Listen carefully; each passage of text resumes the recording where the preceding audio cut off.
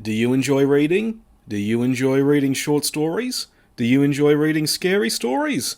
Then I have just the thing for you, Stories of the Bizarre and Terrifying Omnibus 1, a complete collection of all of my short stories so far in one handy little collection. It also comes with a handful of neat little extras, including a glossary of all the creatures and forces I've created over the years, author's notes providing insight into my creative process and inspirations, and even 2 all-new short stories that function as proof of concepts for 2 ideas I've had for much bigger works. If you're at all interested, feel free to check out the links in the description. It's available in both ebook, paperback, and for the first time ever, hardcover.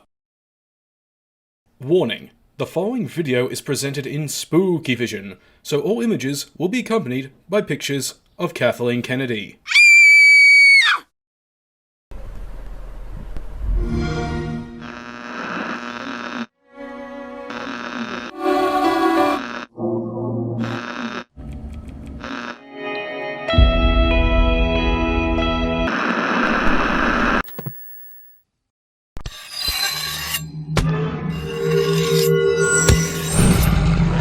Those who know me well know that I have a particular fondness for the horror genre. I've been in love with it ever since I was a kid and saw numerous Halloween specials and scary themed things on TV, books, comics, and what have you. And, well, with Halloween being here, I decided to check out 4 high-quality horror games that piqued my interest over the course of 2023 in a nice little horror showcase for you guys to enjoy. Some of these are titles that I've played earlier versions of, others reminded me of stuff that I was interested in, and the rest kinda just stuck out to me. So by all means, get comfortable and get ready to be scared, as I'm going to tell you what I thought, unscripted, of these 4 games, starting off with the all-new Layers of Fear.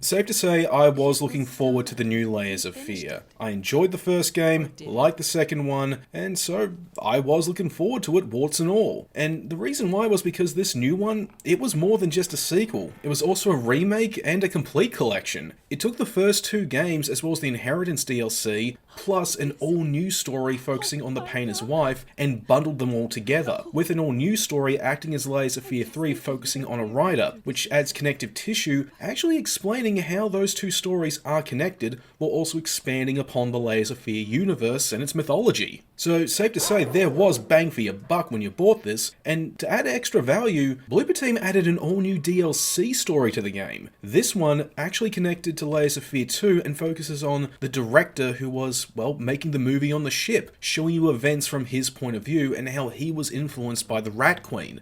That is fantastic. But if I have to say I was disappointed by one aspect of this package, it would be for the writer's story. This isn't to say I thought it was bad or that I didn't like it, but my biggest problem was there's this sudden time skip halfway through that's very jarring. It makes it feel like there's an entire important chunk of the story just gone, and it left me confused. Okay, wait, what's the passage of time here? What just happened? How I thought the story for her was going to unfold was, okay, Layers of Fear 1, she's gone to the lighthouse, she's writing the story, she doesn't know she's actually telling the story of the painter, and makes a deal with the Rat Queen. Her book's a success, but with the second book focusing on the actor, that's when things start to go wrong. Her son dies, she has a breakdown, and then the final part of this game story focuses just on her trying to get revenge on the Rat Queen. But no, we just get this time skip. If I have to kill to be able to work, I will! I need to finish it! I find Bloober Team's horror games to be rather cheap targets for criticism from people claiming that they're not that scary or who over-exaggerate the very real flaws that are within them. But one thing that cannot be criticized about their games is their creation of environments. They are a studio that knows how to create great atmospheric and, dare I say, even gorgeous environments to look at. And for the new Layers of Fear, they used the Unreal Engine 5 to create it, and I gotta say, they really put it to some good use. I wouldn't even be surprised if some people mistook it for something made in the CryEngine of all things, because really, they made some fantastic visuals and some superb atmospherics with visuals and lighting alone. And that's both with the stuff that they remade and the all-new stuff as well. It just looks good. Devoured by forces out of our control. So with that being said, yes, the game has fantastic atmosphere. And yes, it gets under your skin, and yes, playing with a set of headphones is a must for maximum immersion. I cannot recommend it enough, but the game never succeeds in doing much more than that. While I do like the game and do think it's a good horror game, it's just not a very scary horror game. It will put you on the edge of your seat, but it never goes beyond that. You will be on the edge of your seat waiting and anticipating a scare or a jump or something truly terrifying, and it just never comes. So while the atmosphere is superb and does continue to show that Bloober Team are masters of atmosphere and visuals when it comes to their horror games, actually giving you a bombastic scare or something truly chilling, at least with this game in this instance, yeah, that's something unfortunately they didn't succeed with. Oh, such a shame. You almost had it. It also needs to be said that a valiant effort has been made to evolve Layers of Fear's gameplay. It's clear that Bloober Team didn't want this to just be another walking simulator, so they added something extra to it. And that extra was combat, of all things. Now, it does need to be said, not a lot has been done with this combat, and it's extremely basic. How it works is you've got a torch, and there's a pursuer enemy. You intensify the torch to burn them away, and then, before they respawn, you either create distance, or you use that opportunity to get to where they were blocking access to a location. It works for what it is, and I actually do enjoy it. I think this is rather fitting and does add to the psychology of the characters, and if nothing else, it is a step up over the pursuer enemy that we had in Layers of Fear 2. I do wish something else was done with it, maybe include it into puzzles other than just burning away bits of scenery, but if nothing else, it was a small baby step to help evolve this beyond just being a walking simulator, and I would like to see it developed further if we do get another entry in this series.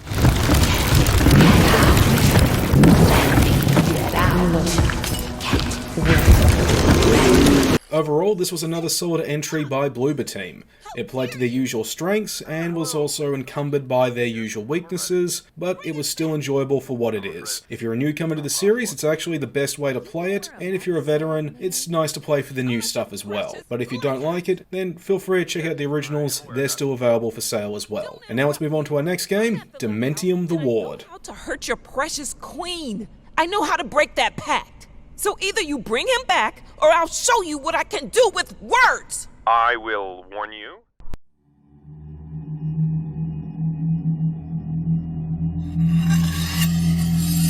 For a lot of people, Dementium is many things. One of the greatest games made for the Nintendo DS, but for me, it was the same thing as Armored Core. Something I saw at EB Games one day, thought, oh, that's interesting, but unfortunately just never picked up. And I've regretted that for a long time because it actually did stick with me. There was a time where I was regularly thinking about it, and I actually did regret not checking it out. But thankfully though, the new developers, or should I say owners of the property, Atui, they just re-released it on Nintendo Switch. And I gotta say, this is actually a lot of fun.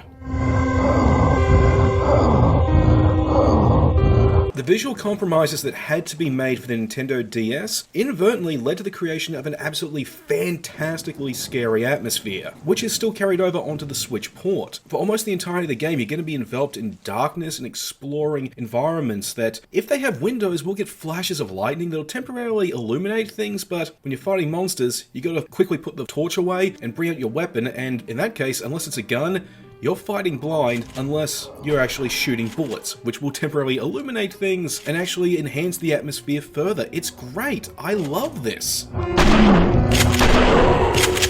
But unfortunately, some aspects of the DS original version could not be translated over, and that was a very unique mechanic. As it turns out, in the original DS version, there was a notebook you'd pick up, and you'd write down clues or just little annotations in it that you could then look up to, well, use as references to solve puzzles. This was a great idea, but unfortunately, Atui was not able to implement it on the Nintendo Switch. I can understand struggling to do so with a Pro Controller, but in handheld mode, come on. So as a result, you still pick it up, but it just doesn't do anything. It hasn't been reworked into a new filing system for when you find clues, which does hint at laziness to me, but I can understand it would have been difficult to translate over to the Switch. If nothing else though, it is unfortunate that this has just been thrown out the window completely.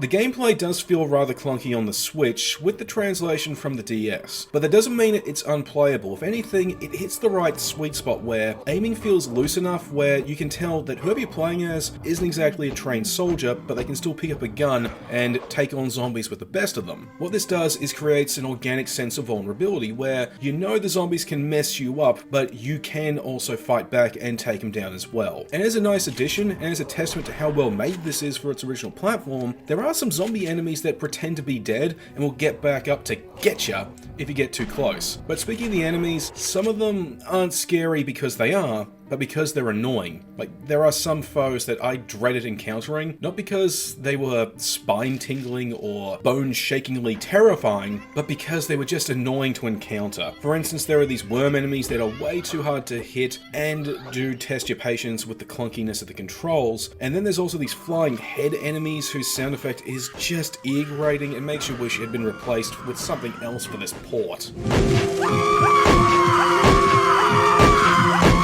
It should also be said that despite not being part of the trend, the game's presentation has held up remarkably well and lends itself really well to the recent trend of PS1 style retro horror game aesthetics. It genuinely comes with a lot of bells and whistles attached to it that makes it feel right at home with those types of games. Most notably the CRT filter which I had on for my time with the game, which added a nice grimier presentation that helped drive home the atmosphere and made some of the encounters with enemies all the more memorable. Hell, I dare say it's the reason the short cinematics I saw while playing it for this video actually managed to get under my skin.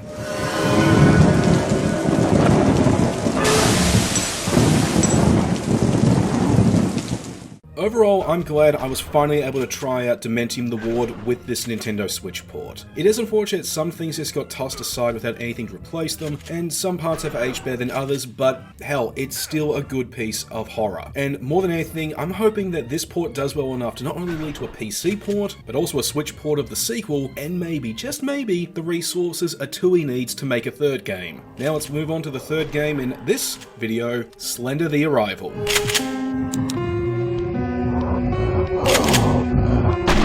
For those who don't know, Slender The Arrival was actually a remake of an indie game that a few years ago blew up in popularity called Slender The 8 Pages. I played it, it scared the shit out of me, and I was never able to finish it and find all 8 pages. But with The Arrival, I was actually really hyped for it and really enjoyed it, even though I sucked at it. I could never get past the 3rd level, and it kind of fell by the wayside in my Steam library for ages.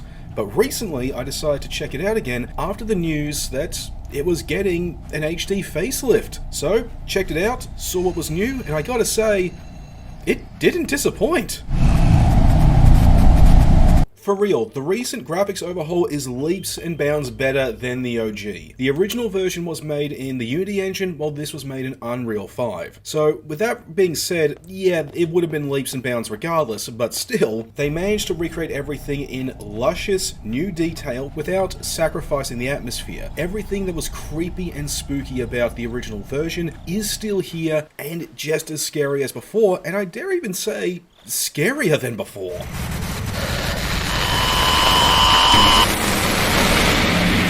To me, it also feels rebalanced and more fair, with me beating the 8 pages level first go while also destroying my original go-to strategy for that level. And as for the mine level, which is where I always, and I mean always, failed in the original version, I actually beat it on my second try. Hell, I don't even think Slendy showed up till much later during my second try with that level, so the fact I was able to beat it at long last in this version, to me just screams that things have been rebalanced to be more fair without again sacrificing any of the would-be scares.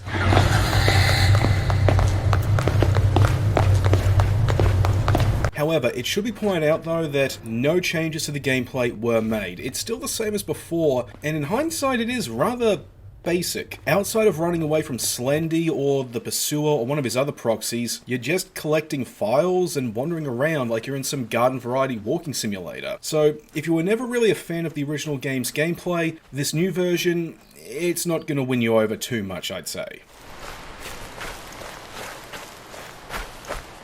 It also needs to be said that Slendy has a bit more personality. In some instances when I was caught by him or got close to him, I noticed he'd actually move. He had animation where he'd reach out for me, and this was alongside distortion effects that aren't just superimposed over the screen. And I'll be honest, this really added to the game's fear factor. It actually made Slendy appear more, well, alive than he was in the original version, and made playing it a lot more immersive. So it's amazing what just a small touch can really do to add to something.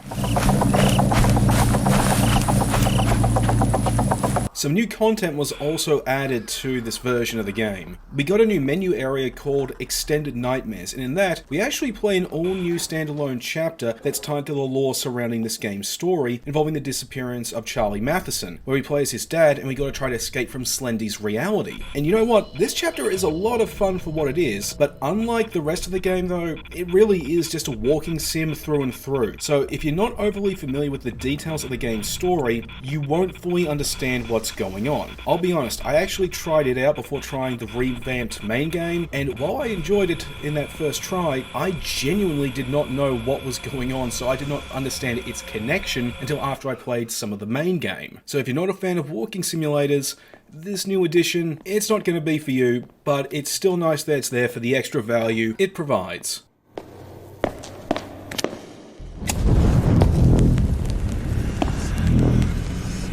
As a final note, it also needs to be said that Blue Isle did not get rid of the original version. It's still readily accessible, so if you're not a fan of the new revamped visuals, you can instead revert back to the original version made in Unity. So that's nice that they're archiving the original game. Yeah, Slender The Arrival with this new revamp, it's just as good as before, if not better, and I'll be honest, it's now got me excited for the upcoming sequel, S The Lost Chapters. I can't wait to see how they build on what they've done with this original game into this new one. And now let's get on to our final game for this showcase, Empty Shell. What drew me to Empty Shell was its aesthetic similarity to another game in my Steam library called Noct. Now, Noct was all about trying to survive in a post-apocalyptic wasteland full of monsters and horrors while being observed by a satellite that's still functioning. It was interesting, it was unique, and it had a lot of potential as a piece of crafting survival horror, but then it was just completely abandoned and left to languish in early access. I mean, hell, if you check out the Steam page, you can't even buy it anymore. So with Empty Shell, I actually saw what Noct could have been just going off of the aesthetics alone. And then after playing it, and seeing what it's like in its current early access state of its own, I have to say, it's already leagues better than Noct. As I already said, it's the unique presentation that drew me to this game, and it has led to a great horror atmosphere. You get this sense of vulnerable detachment thanks to the faraway satellite feed, and it also creates this ambiguity of what it is you're really fighting and encountering as you explore the randomly generated levels. A drawback though, I would say, is that because of how everything's in black and white, and well, also retro, it can make it hard to make out certain things that are in the environment, such as supply crates and even enemies at times, meaning you'll run into some cheap deaths, or you'll end up in situations where you'll die because you missed out on resources that the game provided for you that would have been the extra edge you needed.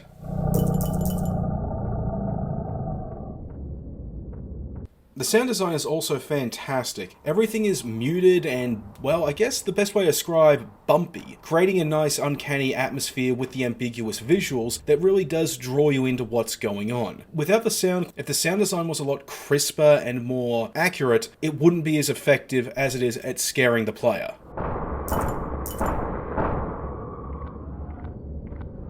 The game also has great enemy and item variety. Each time you start a run, different enemy encounters will feel distinct from ones in previous runs, and the weapons and items you start off with will have a very strong impact on how well you do over the course of your run from the get-go. You might start off with a revolver that has very poor rate of fire, but is very devastating to single enemies, or you might start with a laser weapon that can be quite devastating. Everything is balanced well enough so that the real make or break factor is player skill with what you're given, and it is very possible to start off with absolutely the worst loadout imaginable and still realistically be able to last long enough in order to upgrade your current character and manage to finish a good couple levels. That being said though, there are no real set levels. Every time you start a new run, the level you're currently up to will be changed, and it can get annoying, I won't lie, when you're familiar with the layout on one run, but then you die and you gotta start that level over again, and it's all just rearranged, and you think you're going in the right way, only to find out you were instead heading to the boss before you were properly equipped to take it down. but at least progress is maintained between levels. So if you die, don't worry. This isn't like with other more unforgiving roguelikes. If you die, you're not going to lose all your progress, you're just going to have to restart with a new character, new loadout, and no upgrades, but again, everything is balanced well enough so that even if you do end up with a bad loadout, you won't necessarily be unable to complete a level.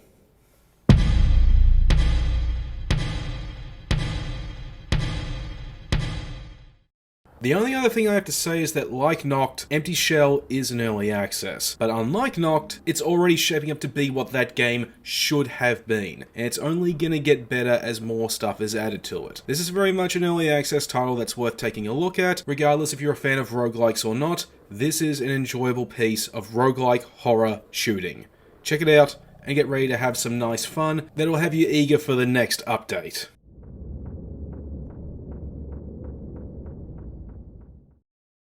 Alright, thanks for checking out this video, hope you all enjoyed it, and of course have a very happy Halloween. Now for the next video, it'll be the review of Lords of the Fallen, then after that, I'll be doing a showcase of some of the best games I've played all year. We've got all that more coming up, so please stick around.